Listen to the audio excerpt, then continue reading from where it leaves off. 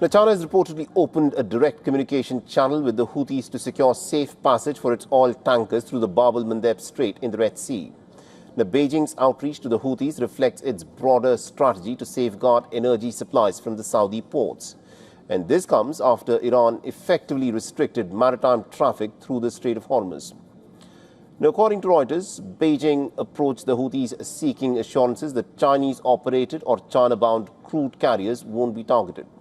And this will allow China to maintain imports of Saudi crude despite the escalating maritime restrictions. Now, China is in fact one of the very first countries to engage directly with the Houthis following the group's announcement of a naval blockade.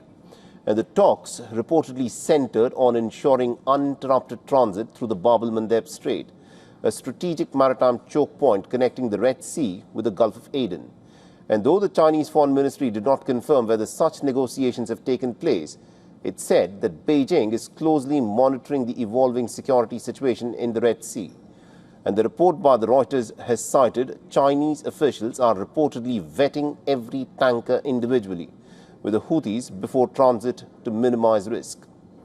China is reportedly keeping Iranian authorities informed of the movements given the complex diplomatic balancing act that Beijing is pursuing amidst the widening regional conflict. The control of the Strait of Hormuz has been at the center of the war between the United States and Iran since late February. In the latest, Iran and Oman have engaged in competing proposals for the future management of the crucial waterway. Oman has reportedly suggested a joint regional mechanism that will see both countries control the strait in a 50-50 split. The proposal will see Iran control the transit lanes on its side of the strait, while Oman will control the lanes running along its coast. The proposal had suggested voluntary fee from shipping vessels that will go to both the countries. Now, Oman's proposal appears to be modeled on an agreement governing the Strait of Malacca, which connects the Indian and the Pacific Oceans. In that arrangement, Indonesia, Malaysia and Singapore ask ships transiting the strait to voluntarily contribute to fund navigation. But Iran says that it has rejected the Omani proposal based on its own national security concerns. Instead, Tehran has pitched a counter-proposal. This would see Iran manage the shipping through its side of the strait, with Muscat managing a part, but not all of the opposite lane.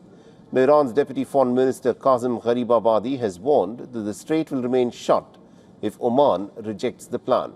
He has also warned that the Strait of Hormuz could not return to the pre-war arrangements when ships passed without paying any form of toll.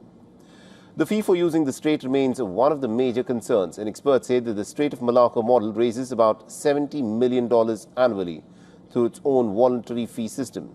However, that is a far cry from the $1 million per ship that has reportedly been proposed by Tehran as a servicing fee in the Strait of Hormuz. Remember, Tehran has maintained that the shipping fee will go towards reconstruction following widespread infrastructure damage caused by the American and the Israeli bombings of the nation.